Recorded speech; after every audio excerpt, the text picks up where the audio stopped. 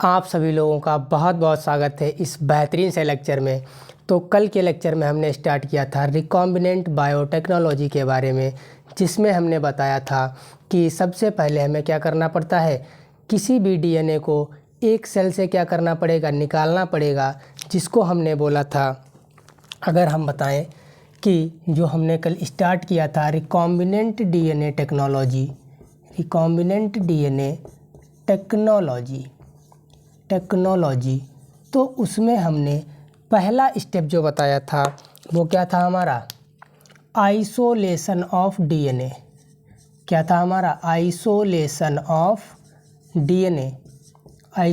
Of DNA, यानी कि जो हमारा डीएनए होता है वो क्या होता है, एक सेल के अंदर होता है, और सेल में भी किसके अंदर, न्यूक्लियस के अंदर था। उसको हमने क्या किया था, सबसे पहले सेल वॉल डाइजेस्ट की थी, फिर उसके बाद प्लाज्मा मेम्ब्रेन, देन उसके बाद क्या किया था हमने, आरएनए डाइजेस्टिंग एंजाइम डाला था, तब जाके हमें क्या मिला था, डीएनए मिला था। और उसी स्टेप को हमने क्या बोला था, आइसोलेशन ऑफ डीएनए। ठीक, उम्मीद है इतना समझ में आया होगा। फिर उसके बाद हमने सेकंड स्टेप को देखा था, जिसको हमने क्या बोल दिया था, जिसको हमने बोला था डाइजेशन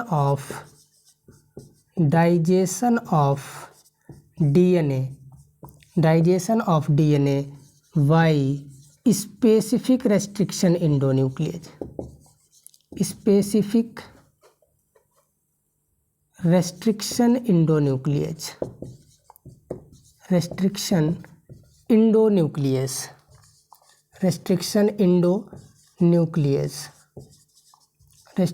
इंडोन्यूक्लियेज, ठीक।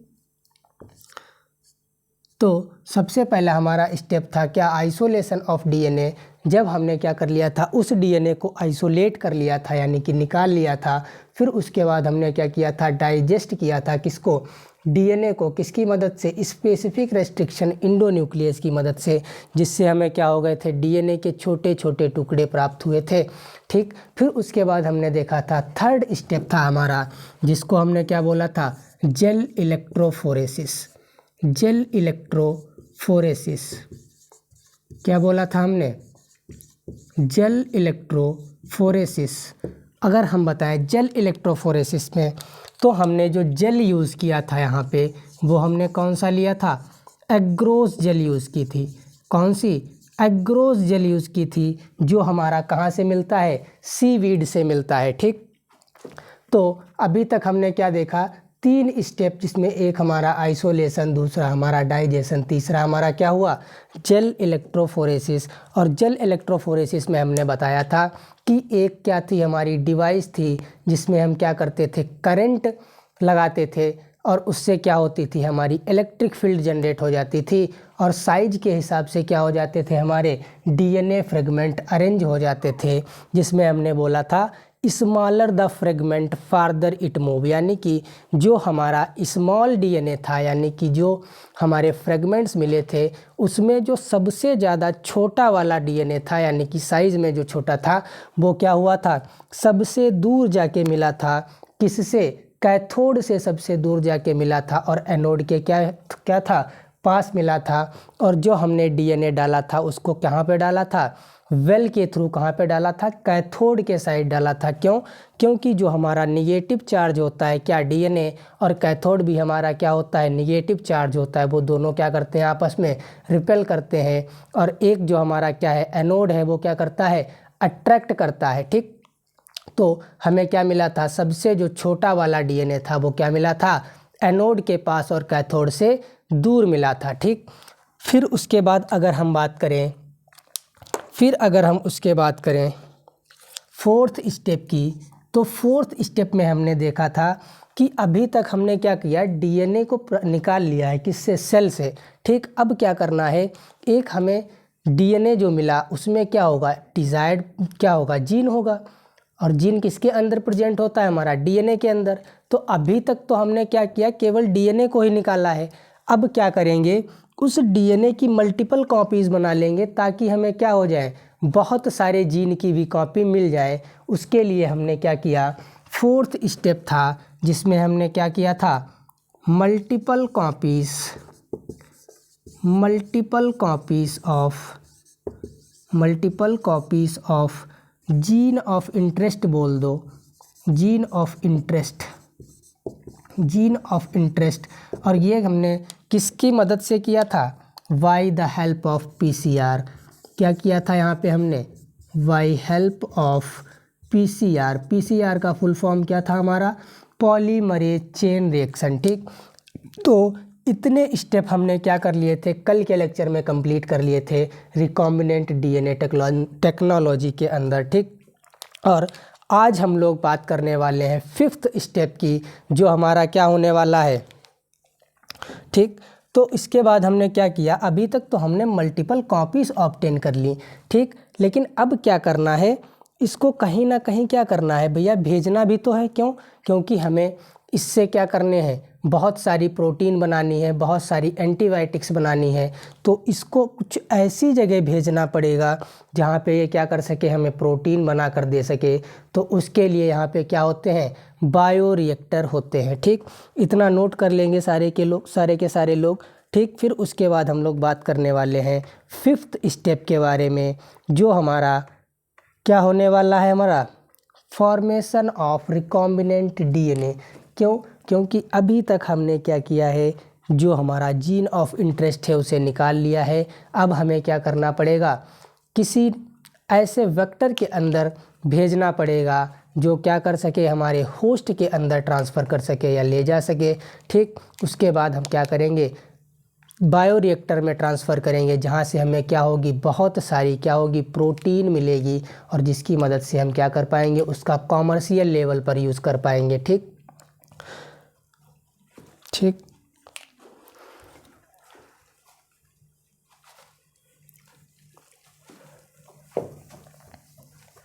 तो अभी तक हमने जो लास्ट स्टेप था हमारा 4th वाला, उसमें हमने देखा था पीसीआर के बारे में। तो पीसीआर के बारे में थोड़े से कुछ पॉइंट लिख लेते हैं, फिर उसके बाद हम 5th स्टेप की तरफ मूव करते हैं, जो हमारा क्या है? Recombinant DNA. तो हमने क्या देखा था कल? पीसीआर जिसका फुल फॉर्म था पॉलीमरेज चेन रिएक्शन, जिसका फुल फॉर्म क्या था हमारा? पॉलीमरेज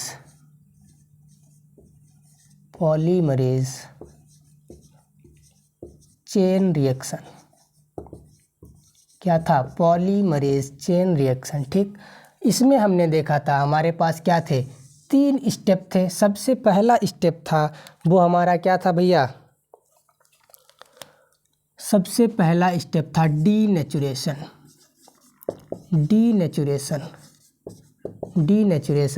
और दूसरा स्टेप जो था वो हमारा क्या था? एनीलिंग। और जो हमारा 3rd स्टेप था वो हमारा क्या था? पॉलीमराइजेशन। क्या था? पॉलीमराइजेशन। ठीक, अगर हम बात करें डीनेचुरेशन की, तो इसमें क्या करते हैं? लगभग 90 से 95 डिग्री सेल्सियस टेम्परेचर देकर इसके क्या कर देते हैं? जो हमारा डीएनए था उसके क्या कर देते हैं? हाइड्रोजन बॉन्ड को ब्रेक कर देते हैं। मान लो ये हमारा क्या है? डीएनए है। ठीक, इसको क्या करेंगे? लगभग 90 से 95 डिग्री सेल्सियस टेम्परेचर देंगे, तो उससे इसके क्या हो जाएंगे? जो हाइड्रोजन बॉन्ड हैं वो क्या हो जाएंगे? ब्रेक हो जाएंगे। ठीक, इसके हाइड्रोजन बॉन्ड ब्रेक हो जाएंगे और दोनों ही क्या? स्ट्रैंड सेपरेट हो जाएंगे। ठीक, तो इसी को हमने क्या बोला था? डीनेचुरेशन बोला था। ठीक, तो यहाँ पे क्या करते हैं? Given 90 to 95 degree Celsius temperature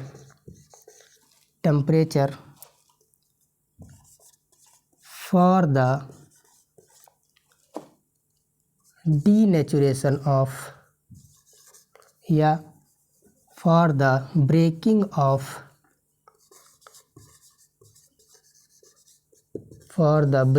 of hydrogen bond hydrogen bond in DNA, ठीक, जिससे क्या हो जाते हैं, दैट्स वाई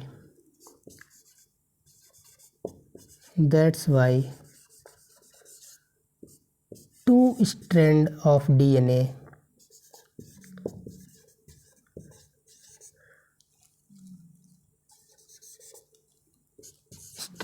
डीएनए सेपरेट,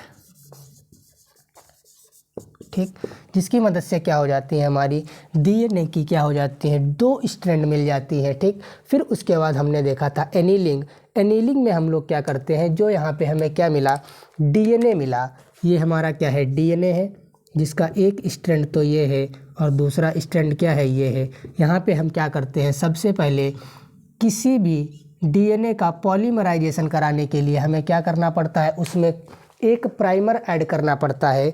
तो जो एनीलिंग वाला स्टेप है, यहाँ पे हम लोग क्या कर रहे थे, प्राइमर को ऐड कर रहे थे। क्या कर रहे थे, प्राइमर को ऐड कर रहे थे। ये हमारा क्या है, प्राइमर,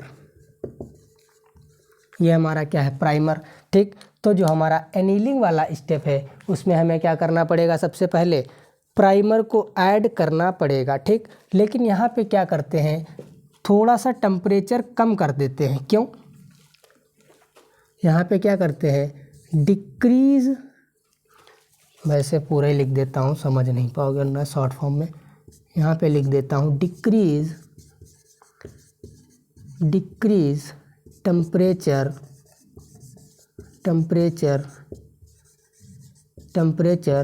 टू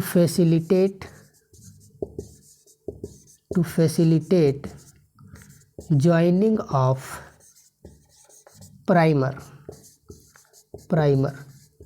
यहाँ पे क्या करते हैं, हम कुछ टेम्परेचर को क्या कर देते हैं, कम कर देते हैं, जिसकी मदद से क्या हो जाए, यहाँ पे प्राइमर को हम क्या कर पाएँ, ऐड कर पाएँ।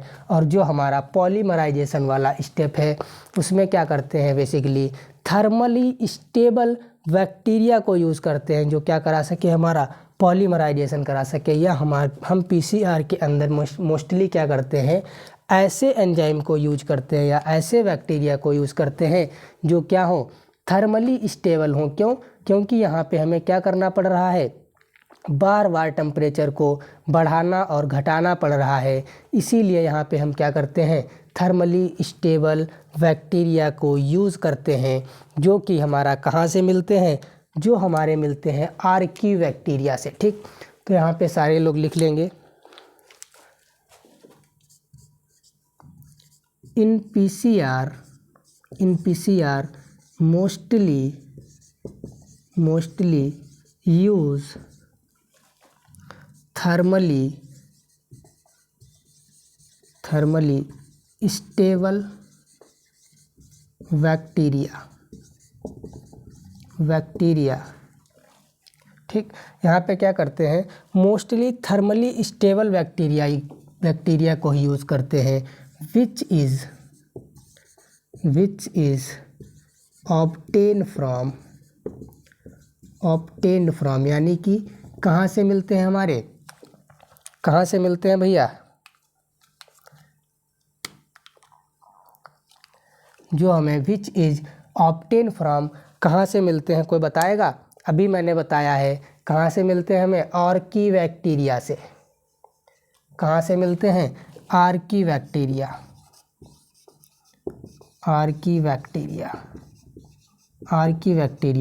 कहाँ से मिलते हैं, आर्की बैक्टीरिया से मिलते हैं। और वो बैक्टीरिया कौन से हो सकते हैं, या तो हमारा क्या होगा, टेक पॉलीमरेज, जो क्या होता है, बहुत ज़्यादा थर्मली स्टेबल होता है। और दूसरा हमारा क्या हो जाएगा, पी फ्लू पॉलीमरेज। एक तो हमारा क्या है, टेक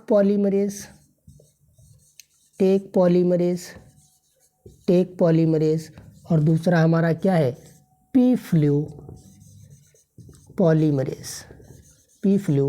पॉलीमरेज, ठीक। तो उम्मीद है सारे स्टेप समझ में आए होंगे, किसके, पीसीआर के। तो फर्स्ट स्टेप पीसीआर में हम लोग क्या कराते हैं, डीनेचुरेशन, जिसके अंदर हम क्या करते हैं, हाइड्रोजन बॉन्ड को क्या कर देते हैं, ब्रेक कर देते हैं, ठीक। जिससे हमारे क्या होते हैं, डीएनए के 2 स्ट्रैंड मिल जाते हैं। और फिर एनीलिंग वाला जो स्टेप है उसमें हम क्या करते हैं, प्राइमर को ऐड कर देते हैं। क्यों? क्योंकि सिंगल स्ट्रैंड का पॉलीमराइजेशन पॉसिबल नहीं होता है।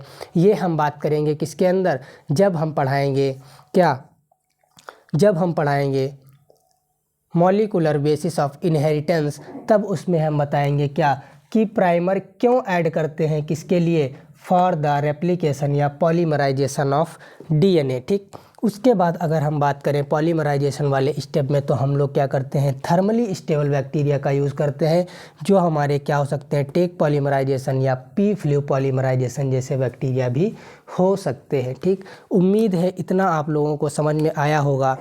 सारे लोग क्या कर लेंगे, इसे नोट कर लेंगे। फिर उसके बाद हम बात करने वाले हैं 5th पॉइंट के बारे में, जो हमने देखा है क्या, फॉर्मेशन ऑफ रिकॉम्बिनेंट डीएनए कैसे होता है। ठीक, लेकिन अब यहाँ पे हम क्या करा रहे हैं, पीसीआर तो करा रहे हैं, लेकिन मान लीजिए हमें क्या करना है, इस पीसीआर की मदद से मान लो हमें क्या करना है कि 4 जो हमारा क्या है, जो हमारा पॉलीमराइजेशन स्टेप है उसमें हमें क्या करना है, मान लीजिए 4 क्या बनाने हैं, डीएनए के क्या बनाने हैं, कॉपीज़ बनानी है। तो उसको हम क्या करना पड़ेगा कि कितनी बार पीसीआर कराया जाए, ताकि हम क्या कर सकें कि 4 कॉपी बना सकें, किसकी डीएनए की। तो उसके लिए यहाँ पे एनसीईआरटी में एक क्या दिया है, फॉर्मूला दिया है, जिसकी मदद से हम क्या करेंगे कि कितनी कॉपी बनेंगी, कितनी पीसीआर रिएक्शन के बाद, उसको देख लेते हैं।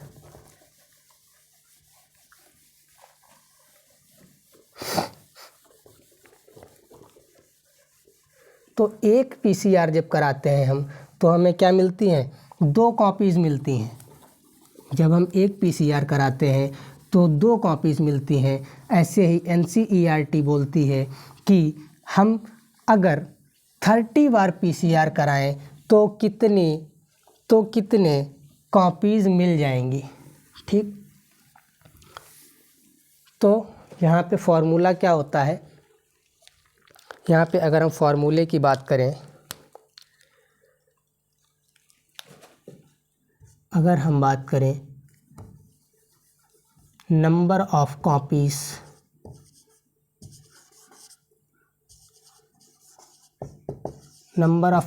की, तो यहाँ पे 2 to the power n होता है।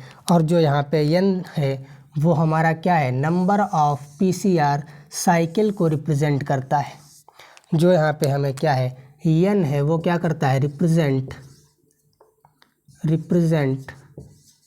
Represent number of PCR cycle, यानी कि कितनी बार पीसीआर साइकिल कराएं जो हमें क्या मिल जाए, कॉपी प्राप्त हो जाए। ठीक, मान लीजिए हमने क्या किया, नंबर ऑफ पीसीआर हमने क्या कर दी, 2 कर दी। ठीक, तो हमें कितनी कॉपीज़ मिल जाएंगी, किसकी, डीएनए की। तो उसको अब निकालने के लिए हम क्या कर देंगे, इस फार्मूले का यूज़ करेंगे, number of copies is equal to, इसका फार्मूला क्या है, 2 की पावर n, और n यहाँ पे हमें कितना दिया गया है, 2 दिया गया है। ठीक, तो यहाँ पे क्या कर देंगे, 2 की पावर 2 हो जाएगी, तो हमारा क्या हो जाएगा, 4 हो जाएगा। ठीक, ऐसे ही हमारी एनसीईआरटी बोलती है, अगर हम पीसीआर की संख्या या नंबर ऑफ पीसीआर साइकिल हम क्या कर दें, 30 बार करा दें, किसको, पीसीआर को, तो हमें क्या मिल जाएंगी, 1 बिलियन कॉपी मिल जाएंगी, किसकी, डीएनए की। ठीक, और उसी से हमें क्या मिल जाएंगे, 1 बिलियन जीन ऑफ इंटरेस्ट प्राप्त हो जाएंगे।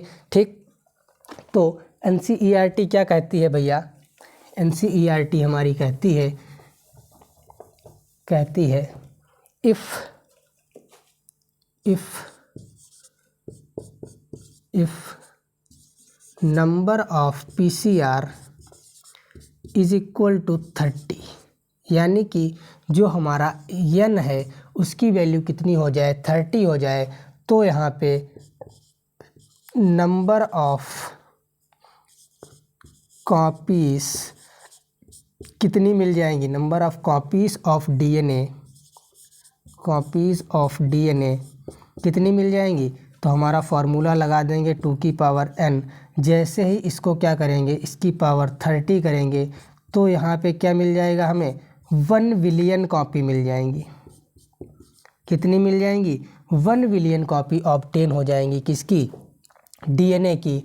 तो इसी को क्या बोल देते हैं? पीसीआर बोल देते हैं। ठीक, तो ये हमारा क्या है, एनसीईआरटी में दिया गया है।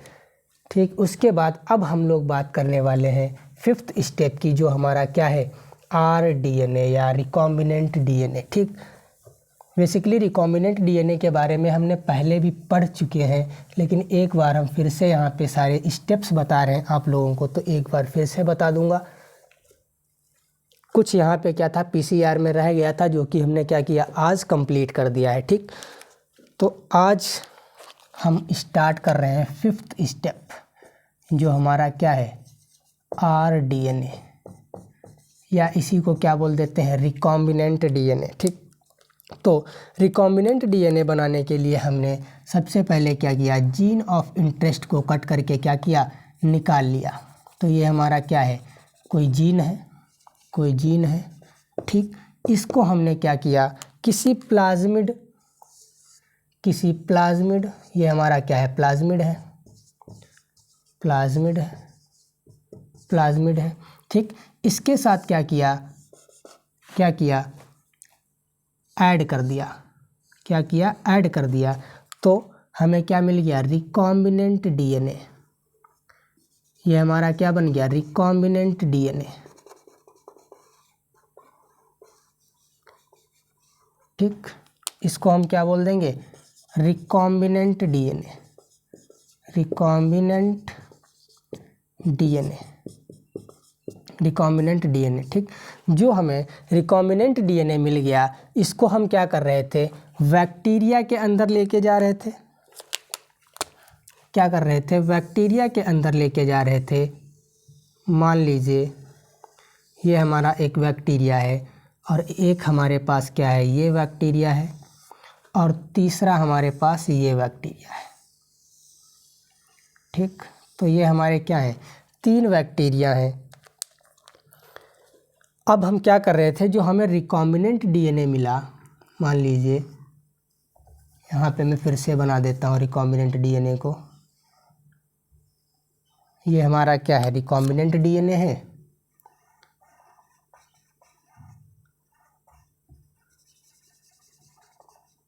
ये क्या है, हमारा रिकॉम्बिनेंट डीएनए।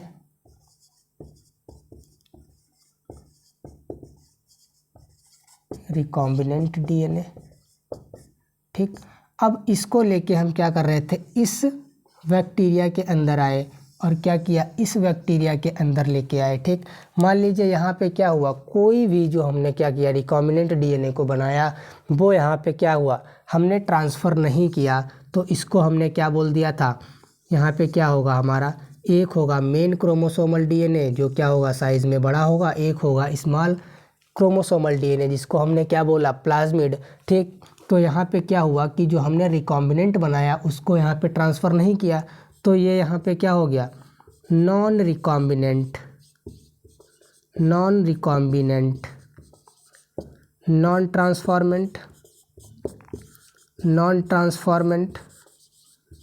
ट्रांसफॉर्मेंट, ये सब हम पहले भी पढ़ चुके हैं। ठीक, मान लीजिए ये रिकॉम्बिनेंट वाला जो है, ठीक, मान लीजिए ये जो रिकॉम्बिनेंट वाला है, वो हमने क्या किया, यहाँ पे इस वाले बैक्टीरिया के अंदर ट्रांसफ़र कर दिया।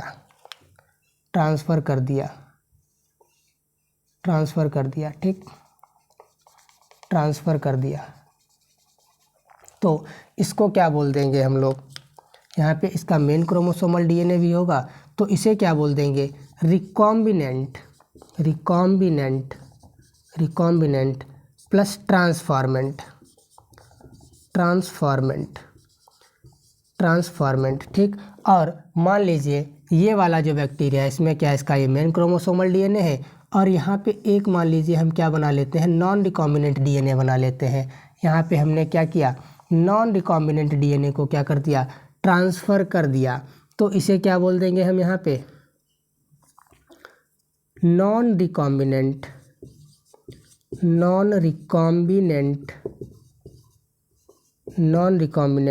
ट्रांसफॉर्मेंट ट्रांसफॉर्मेंट, ठीक। तो ये हमारा क्या है, नॉन रिकॉम्बिनेंट ट्रांसफॉर्मेंट। ये वाला हमारा क्या है, नॉन रिकॉम्बिनेंट नॉन ट्रांसफॉर्मेंट। क्यों? क्योंकि इसके अंदर हमने क्या किया, किसी भी जो हमारा क्या है प्लाज्मिड है उसको ट्रांसफ़र नहीं किया, इसीलिए ये क्या है, नॉन ट्रांसफॉर्मेंट। ये वाला हमारा क्या है, नॉन रिकॉम्बिनेंट, यानी कि यहाँ पे जीन ऑफ इंटरेस्ट तो हमने ऐड नहीं किया, लेकिन बाहर से हमने क्या किया, प्लाज्मिड को क्या कर दिया, इसके अंदर ट्रांसफ़र कर दिया, इसीलिए क्या हो गया, हमारा ट्रांसफॉर्मेंट हो गया। और तीसरा हमारा जो रिकॉम्बिनेंट भी है और ट्रांसफॉर्मेंट है, इसीलिए इसको क्या बोल दिया, रिकॉम्बिनेंट ट्रांसफॉर्मेंट बोल दिया, ठीक। अब हमें क्या करना है, ये जो बैक्टीरिया है ये क्या करेगा, अब मल्टीप्लाई करेगा और ये क्या करना स्टार्ट कर देगा, जो हमारा जीन ऑफ इंटरेस्ट है उसको क्या करेगा, बनाना स्टार्ट कर देगा, ठीक। लेकिन अब क्या करना है, इस बैक्टीरिया को अगर हम क्या करें, ऑप्टिमल कंडीशन में रख दें या क्या करें, इसको खाने पीने की प्रॉपर व्यवस्था दे दें, तो ये क्या करेगा, जल्दी जल्दी मल्टीप्लाई करेगा और बहुत सारी क्या करेगा, कॉपीज़ बनाएगा और क्या करेगा, बहुत सारी प्रोटीन्स भी बनाएगा। उसके लिए हम क्या करते हैं, इस बैक्टीरिया को ट्रांसफ़र कर देते हैं किसके अंदर, बायोरिएक्टर के अंदर, जो हमारा क्या है, सिक्स्थ स्टेप है, यानी कि छठा स्टेप है किसका, रिकॉम्बिनेंट बायोटेक्नोलॉजी का। अभी तक हमने क्या किया, रिकॉम्बिनेंट ट्रांसफॉर्मेंट बना लिया है। अब हमें क्या करना पड़ेगा, इसको खाने पीने की व्यवस्था देनी पड़ेगी, जिससे ये क्या करे, खुद को सरवाइव कर पाए और क्या करे, कॉमर्शियल लेवल पर प्रोडक्ट भी बना पाए हम लोगों के यूज़ के लिए, ठीक। तो यहाँ पे क्या है, हमारा सिक्स स्टेप जो है वो हमें क्या है, बायोरिएक्टर, बायोरिएक्टर, बायोरिएक्टर, ठीक। तो इसमें क्या करते हैं, इसमें क्या करते हैं, ट्रांसफ़र ऑफ रिकॉम्बिनेंट ट्रांसफॉर्मेंट जो हमने अभी बनाया, transformant in bioreactor to obtain desired protein या प्रोडक्ट,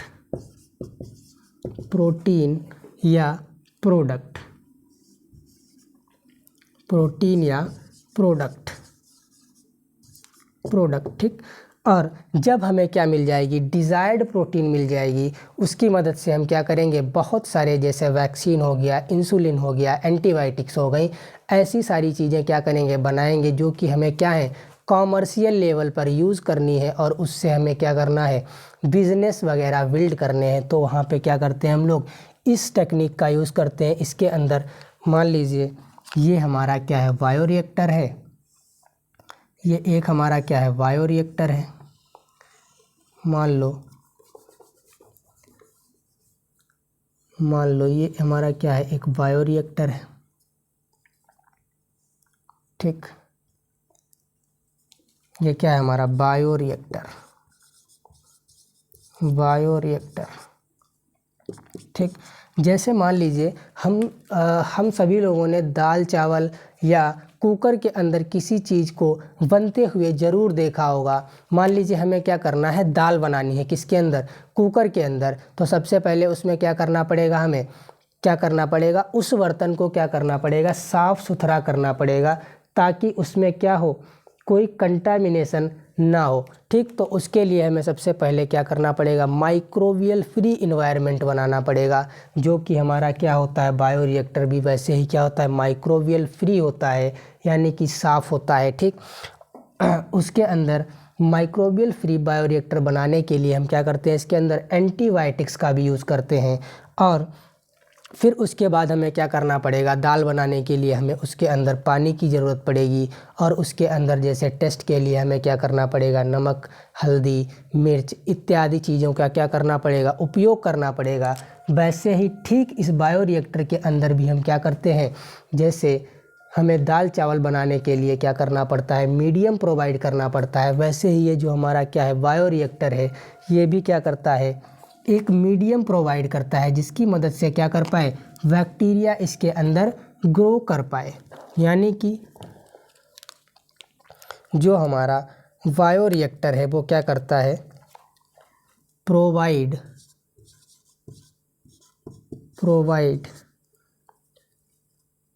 environment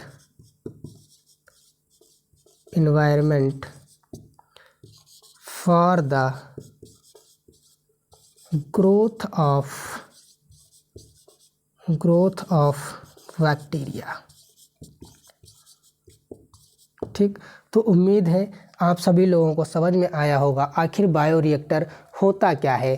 तो बायोरिएक्टर के अंदर हम क्या करते हैं, सबसे पहले क्या करते हैं, जो हमारा बायोरिएक्टर है उसके अंदर ऑक्सीजन की भी सप्लाई देते हैं, हीट भी देते हैं, और इसके अंदर क्या है, कितना टेम्परेचर रखना है, यानी कि optimum temperature and pressure condition maintain करके रखते हैं किसके अंदर, बायोरिएक्टर के अंदर, ताकि ये क्या कर सके, ईजिली हमें डिज़ायर्ड प्रोडक्ट क्या कर सके, प्राप्त करवा सके। ठीक, इसके अंदर हम क्या करते हैं, इसके अंदर क्या करते हैं, जो हमारा बायोरिएक्टर है इसके अंदर क्या करते हैं, प्रोवाइड, जो हमारा बायोरिएक्टर है वो क्या करता है, प्रोवाइड ऑप्टिमम, जितनी ज़रूरत है, ऑप्टिमम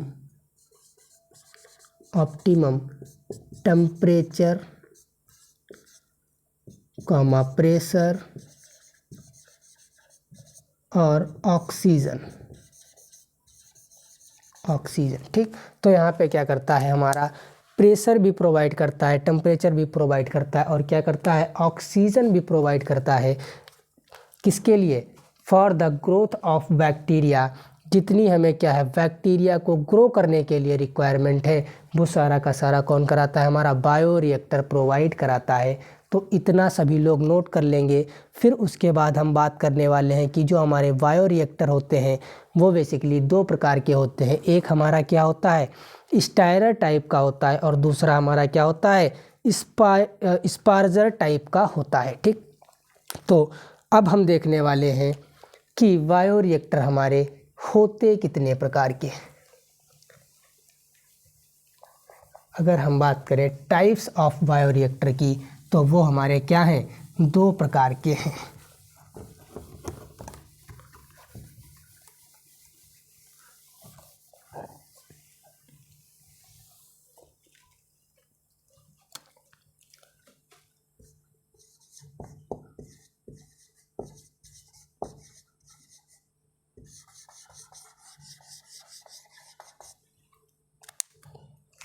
तो एक हमारा क्या है, स्टायरर टाइप का, दूसरा हमारा क्या है, स्पार्जर टाइप का।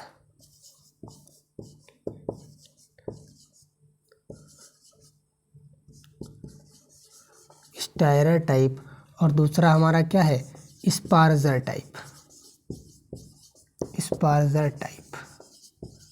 ठीक, अगर हम बात करें स्टायरर टाइप की, तो ये कुछ हमें इस प्रकार का दिखता है, जिसका बेस कैसा होता है हमारा, कर्व्ड होता है।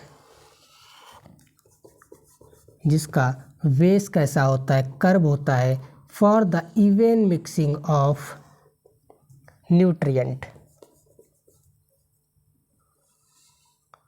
ठीक, इसका बेस कैसा होता है, कर्व होता है, और इसका ऊपर वाला सरफेस कैसा होता है, फ्लैट होता है, जिसमें एक क्या होता है, ब्लेड होता है। इसमें क्या लगे रहते हैं, ब्लेड लगे रहते हैं कुछ ऐसे,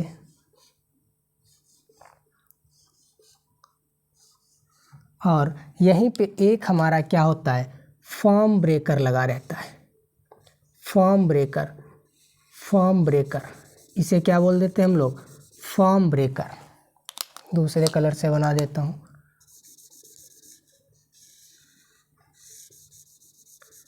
इसमें ही ऐसे क्या लगा रहता है, हमारा फॉर्म ब्रेकर लगा रहता है। इसे क्या बोल देते हैं, फॉर्म ब्रेकर।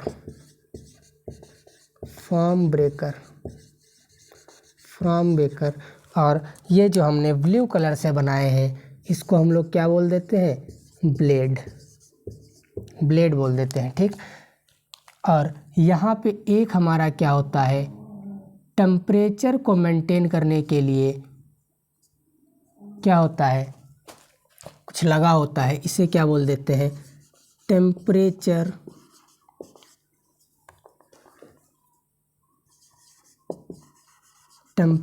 मेंटेनेंस। यहाँ से हम लोग क्या करते हैं, टेम्परेचर मेंटेनेंस करते हैं।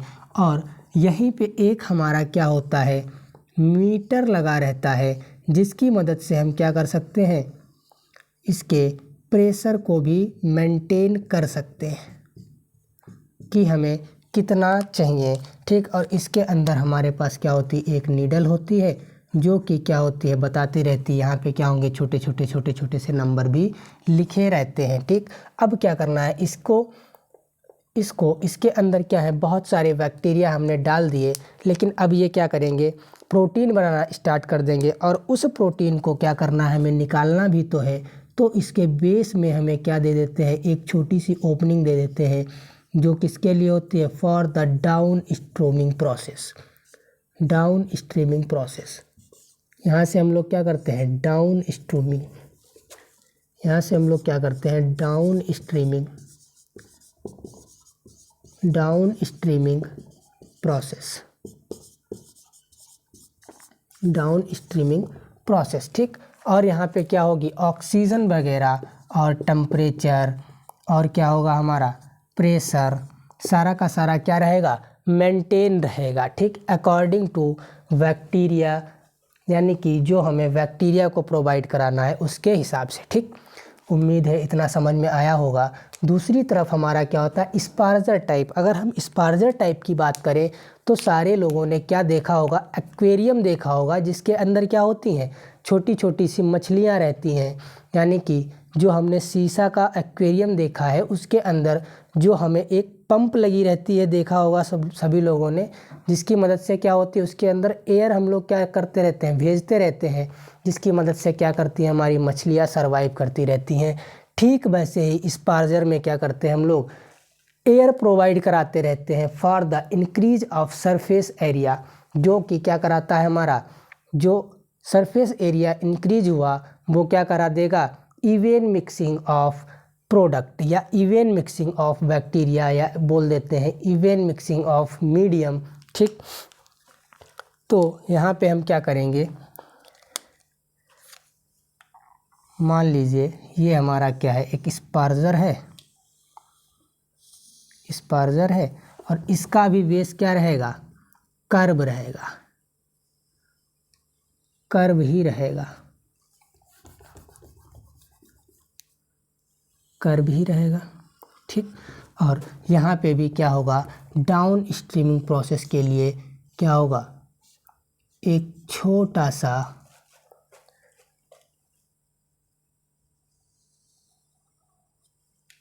और इसकी जो हमारी ऊपर वाली सरफेस है वो क्या होगी, फ्लैट होगी।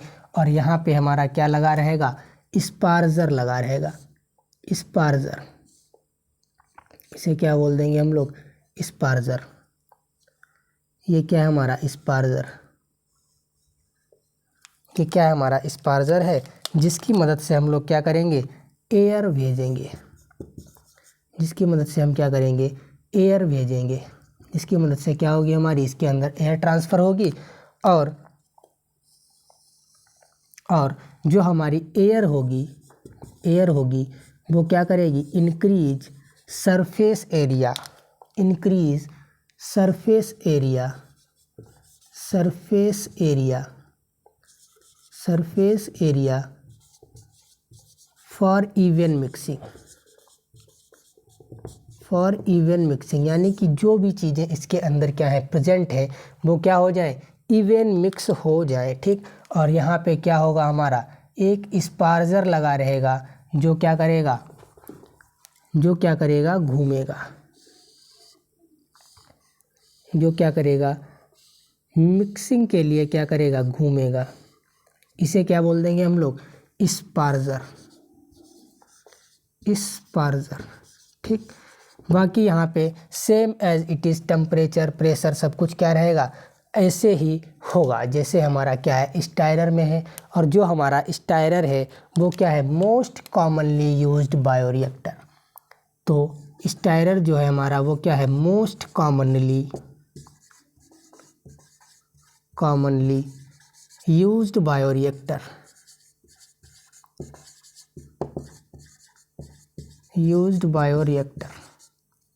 ठीक। और जो हमारा बायोरिएक्टर है उसमें क्या होगा, कर्व्ड बेस, जो इसका बेस है ये वाला, ये कैसा होगा, कर्व होगा, जो क्या करेगा, फैसिलिटेट इवन मिक्सिंग,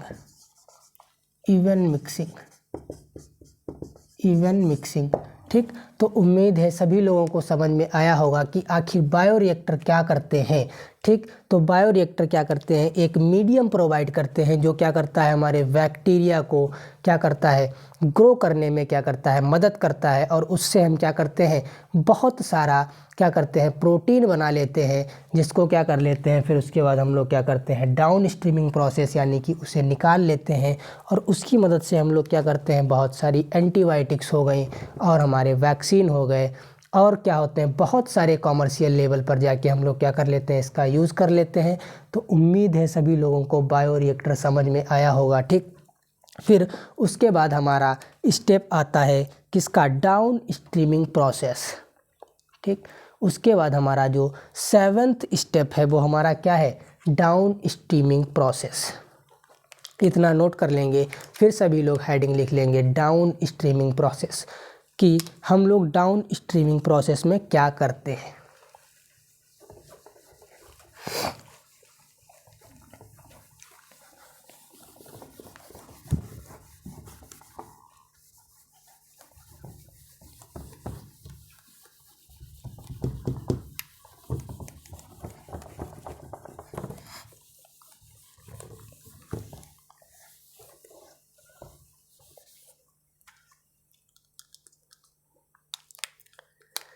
अगर हम बात करें डाउन स्ट्रीमिंग प्रोसेस की,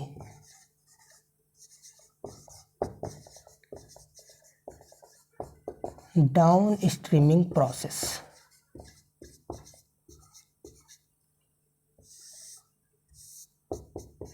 ठीक। तो डाउन स्ट्रीमिंग प्रोसेस के अंदर हमारे पास क्या होते हैं, 2 स्टेप होते हैं। सबसे पहला स्टेप होता है सेपरेशन, और दूसरा होता है हमारा प्यूरिफिकेशन।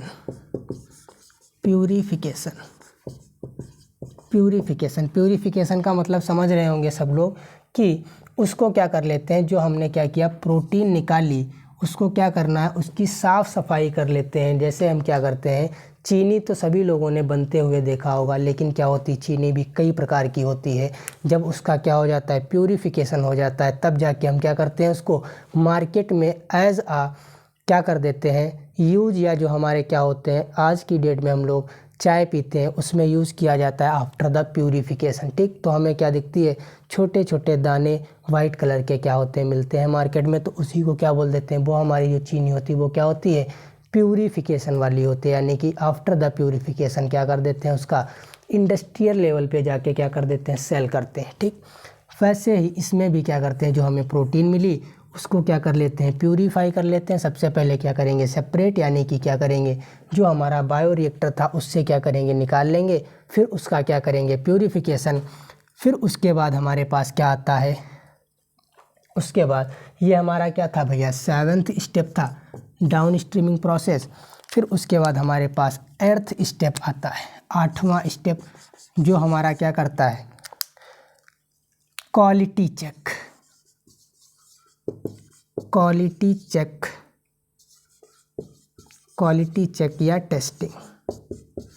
या टेस्टिंग कि जो हमने क्या किया, प्रोटीन बनाई है उसको क्या करेंगे, क्वालिटी चेक करेंगे, उसकी क्या है, क्वालिटी कैसी है, उसको क्या करेंगे, टेस्ट कर लेंगे, ठीक।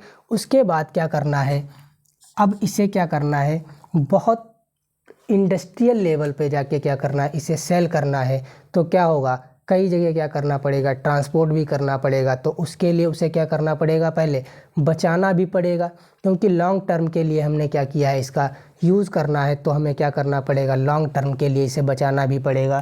तो उसके लिए यहाँ पे हम क्या कर देंगे, ऐड प्रिजर्वेटिव, ऐड प्रिजर्वेटिव जो क्या करें, खराब होने से बचा पाए। ठीक, तो इसमें क्या कर देंगे, प्रिजर्वेटिव ऐड कर देंगे। ठीक, उसके बाद क्या करेंगे, पैकेजिंग, पैकेजिंग किसके लिए, फॉर द ट्रांसपोर्टिंग। ठीक, उसके बाद यहाँ पे क्या कर देंगे, पैकेजिंग कर देंगे। फिर तो यह हमारा क्या हो गया, डाउन स्ट्रीमिंग प्रोसेस कंप्लीट हो गया। ठीक, तो सभी लोग नोट कर लेंगे कि डाउन स्ट्रीमिंग प्रोसेस में आखिर हम लोग करते क्या हैं। सबसे पहले क्या करते हैं, सेपरेट करते हैं, फिर क्या करते हैं, प्यूरिफिकेशन, उसके बाद हम लोग क्या करते हैं, क्वालिटी चेक या टेस्टिंग, फिर उसके बाद प्रिजर्वेटिव को ऐड कर देते हैं और फिर पैक करके क्या कर देते हैं, एज अ इंडस्ट्रियल लेवल पर क्या कर देते हैं, इसकी सप्लाई करना स्टार्ट कर देते हैं। ठीक, तो उम्मीद है सभी लोगों को आज का लेक्चर बहुत अच्छे से समझ में आया होगा। तो आज का लेक्चर यहीं तक रखते हैं, इसके बाद मिलते हैं नेक्स्ट क्लास में नए चैप्टर के साथ, क्योंकि आज हमारा ये जो बायोटेक्नोलॉजी था वो क्या हो गया, ख़त्म हो गया है। ठीक, तो अगली क्लास में हम लोग क्या करेंगे, नए चैप्टर की शुरुआत करेंगे। ठीक,